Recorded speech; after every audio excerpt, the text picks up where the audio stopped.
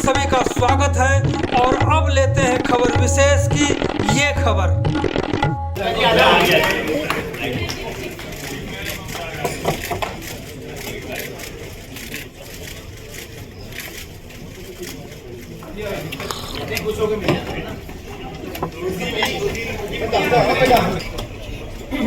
जब विकास की बात करते हैं तो विकास सारे शहर कोई ऐसा वार्ड नहीं है शहर ये चाय पी लो, हाथ दूर मार देना। या सिर्फ कांग्रेस वाले रहते हैं या सिर्फ आम आदमी पार्टी वाले।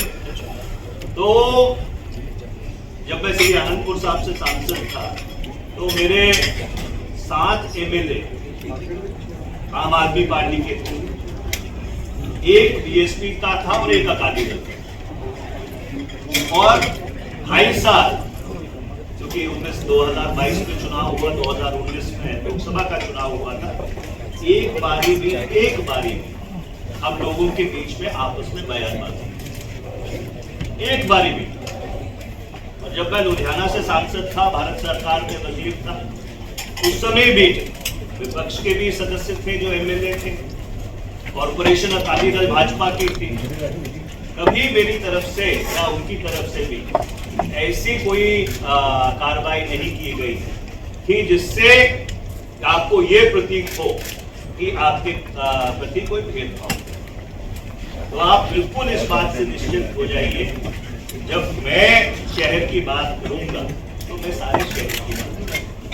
मैं ये नहीं देखता हूं कि कौन सा वार्ड ऐसा है जहां पे लोगों ने हमको आशीर्वाद दिया है, इंडिया अलायंस को आशीर्वाद दिया है, और कौन सा वार्ड ऐसा है जहां पे विपक्ष का कोई सदस्य नहीं। क्योंकि मेरा सदा से ये मानना रहा है कि पूरे शहर में या पूरे संसदीय क्षेत्र में कोई जगह ऐसी नहीं है जहां विभिन्न विचारधाराओं के, राजनीतिक विचारधाराओं के लोग ना बसते हो। मैं सिर्फ इतनी बात कहना चाहता हूँ। I apologise that I stood up.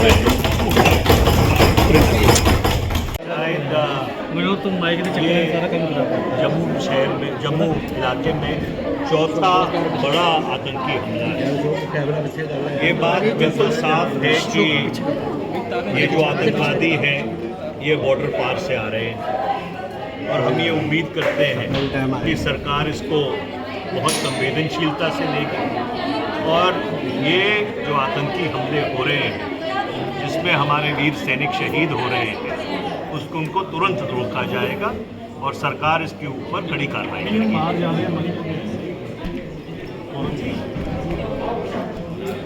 देखिए, पिछले वर्ष जब हम लोकसभा में मणिपुर के मुद्दे के ऊपर अविश्वास प्रस्ताव लेके आए थे, उस समय भी हम लोगों ने प्रधानमंत्री जी को ये कहा था कि उनको मणिपुर ज़रूर जाना चाहिए।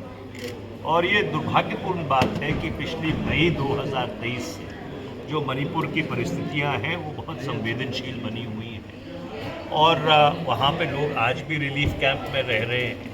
जब मणिपुर के सांसद लोकसभा में बोल रहे थे, उन्होंने कहा कि वहाँ पे जिस तरह का ध्रुवीकरण हुआ है वो एक बहुत ही चिंता का विषय है, और हम ये ज़रूर उम्मीद करते हैं कि प्रधानमंत्री जी जो मणिपुर की त्रासदी है उसको समझेंगे, और जो संसद का सत्र शुरू होने वाला है 22 जुलाई से, उससे पहले समय निकाल के मणिपुर जरूर होके। जी, आज जो 20,000 लीटर फ्री पानी का मुद्दा जो है वो दोबारा से उठा है, इसको लेकर किस तरह से देखते हैं कि काफ़ी विवाद जो है वो देखने को मिला? फ्री पार्किंग जी, देखिए, एक बात बिल्कुल साफ है कि धारा 423 जो पंजाब म्यूनिसिपल कॉरपोरेशन एक्ट की है, जिसको चंडीगढ़ में लागू किया गया है, उसकी पालना नहीं है।